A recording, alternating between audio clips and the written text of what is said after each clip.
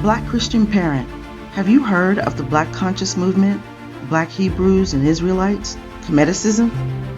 Chances are your son has. Should Black parents be concerned about these ideologies? It's all about Black pride and empowerment, right? Wrong. These belief systems' focus on Black history and culture appeals to many of our sons, and on one level, that appeal is understandable. The trouble is in how these ideologies portray the Bible, God, and particularly Jesus Christ. We must act now.